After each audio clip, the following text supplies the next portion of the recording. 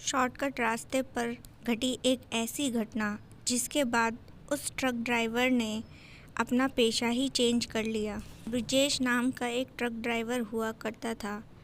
एक बार की बात थी, वो अपने ट्रक में सामान लोड करवा रहा था। यहाँ पर लोडर जो था वो ब्रिजेश से कहता है, भाई तू आज जिस रास्ते पर जा रहा है वहाँ पर एक शॉर्टकट रास्ता पड़ता है, भूल कर भी उस शॉर्टकट रास्ते को मत लेना। कहते हैं कि वो शॉर्टकट रास्ता बेहद डरावना और ख़तरनाक है। जो भी उस रास्ते पर जाता है वो कभी ज़िंदा वापस नहीं आता। तो यहाँ पर ब्रिजेश जो था वो कहता है, अरे यार ये तो सब अफवाहें होती हैं, इन सब बातों में ज़्यादा सोचना समझना नहीं चाहिए, बेकार की चीज़ें हैं। अगर ज़रूरत पड़ी तो हम वहाँ से भी जाएंगे। तभी उन दोनों के पास जो था ब्रिजेश का जो हेल्पर था वो आता है और वो कहने लगा, लेकिन यार तू जिस रास्ते के बारे में बता रहा है हम उस रास्ते जाएंगे ही क्यों? हम तो अपने सीधे रास्ते जाने वाले हैं, हमें क्या ज़रूरत पड़ी है शॉर्टकट रास्ता चुनने की।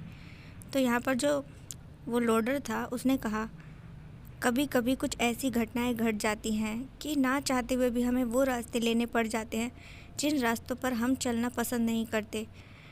एक बात ध्यान रखना, अगर गलती से भी तुम उस रास्ते पे जाओ तो बस तभी वो जो लोडर था उनके हाथ में कुछ देता है। इतना कहने के बाद वो वहाँ से चला जाता है। अब ये ब्रिजेश जो था जैसे ही देखता है अपने हाथ में तो ये देखता है कि ये तो हनुमान चालीसा थी। वो जो ब्रिजेश का हेल्पर था उसने कहा, अरे ये तो हनुमान चालीसा है। और फिर इसके बाद जो था ब्रिजेश कहता है, मुझे इन सब चीज़ों में विश्वास नहीं है, लेकिन अगर कुछ गलत हुआ तो देखेंगे। इसके बाद ब्रिजेश जो था अपने ट्रक में चलकर बैठता है और साथ ही जो उसका हेल्पर था, सहायक था, वो भी उसके साथ बाजू में बैठ जाता है। ये लोग दिल्ली से अपने ट्रक को स्टार्ट करते हैं और आगे की ओर लेकर चल पड़ते हैं। अब ये लोग जो थे काफ़ी घंटों बाद एक ऐसे रास्ते पर पहुँचे जहाँ पर वो शॉर्टकट पहुँच था जिसके बारे में वो जो लोडर था वो बात कर रहा था। तो एकदम से ही अचानक से ही उस रास्ते पर जाने के बाद अचानक से ही तूफ़ानी हवाएं चलने लगी और न जाने कैसे जो था ब्रिजेश अपने ट्रक को बचाने के लिए उस शॉर्टकट रास्ते की ओर मोड़ लेता है। रात 12 बजे का वक्त था और दोनों ये नहीं जानते थे कि रात 12 बजे के बाद आत्माओं का समय होता है और वो कुछ भी करके इंसानों को अपने जाल में फंसाने के लिए कोई ना कोई षड्यंत्र ज़रूर रचती है। और ऐसा ही एक खेल उस शॉर्टकट रास्ते पर रहने वाली आत्माओं ने ब्रिजेश के साथ खेला। और फिर इसके बाद जब वो ना चाहते हुए भी उस शॉर्टकट रास्ते को चुन लेता है, तो जब वो वहाँ जाता है तो देखता है कि चारों ओर घने वृक्ष थे। तभी दोनों ओर के जंगल से भयानक आवाज़ें, चीखें उन्हें सुनाई देने लगी।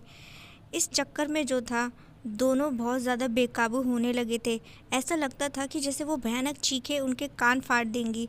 लेकिन ब्रिजेश जो था यहाँ पर रुकता नहीं है और ट्रक को ड्राइव करता ही रहता है। जो उसका सहायक था वो चीखने चिल्लाने लगता है, दर्द से कांपने लगता है। इसके बाद ब्रिजेश जो था ये समझ नहीं पा रहा था कि जहाँ एक तरफ उसका जो दोस्त है, सहायक है, उसकी हालत इतनी ख़राब हो रही है, लेकिन वो अपना पे काबू कैसे रख पा रहा है और ऐसी परिस्थिति में भी ट्रक को कैसे ड्राइव कर पा रहा है। तभी उसकी ध्यान जो था अपनी जेब पर जाता है और देखता है कि उसने जेब में जो था हनुमान चालीसा रखी हुई थी और वो इस वक्त चमक रही थी। उसको लगा कि शायद ये उसी हनुमान चालीसा का असर है जो वो अभी तक सही सलामत है। और फिर इसके बाद वो किसी तरीके से उस रास्ते पर आगे जैसे बढ़ता है तो अचानक से ही देखता है कि रास्ते पर चारों ओर खून ही खून है। ये सब देखकर उसे घबराहट होने लगती है और वहाँ पर चारों ओर लाशें पड़ी थी। वो घबराने लगता है, लेकिन फिर भी वो नहीं रुकता और उन लाशों के ऊपर से अपने ट्रक को लेकर चल पड़ता है। उसका सहायक ये सब देखकर खौफ ज़्यादा हो रहा था। उसे समझ नहीं आ रहा था कि उनके साथ ये सब क्या हो रहा है। वो ब्रिजेश से कहता है, यार ये सब क्या है?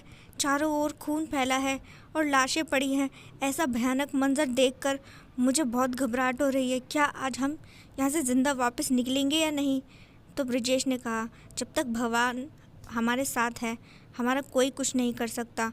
आज हम यहाँ से ज़िंदा वापस ज़रूर निकलेंगे, तुम चिंता मत करो। और फिर इसके बाद जो था ब्रिजेश जैसे ही वहाँ से उस रास्ते से आगे बढ़ता है तो चारों ओर जो रास्ता था वो एकदम साफ़ हो जाता है और इस तरीके से वो उस शॉर्टकट रास्ते से बचकर निकल जाते हैं। लेकिन इसके बाद ब्रिजेश और उसके सहायक दोनों ने ही ट्रक ड्राइविंग का काम हमेशा के लिए छोड़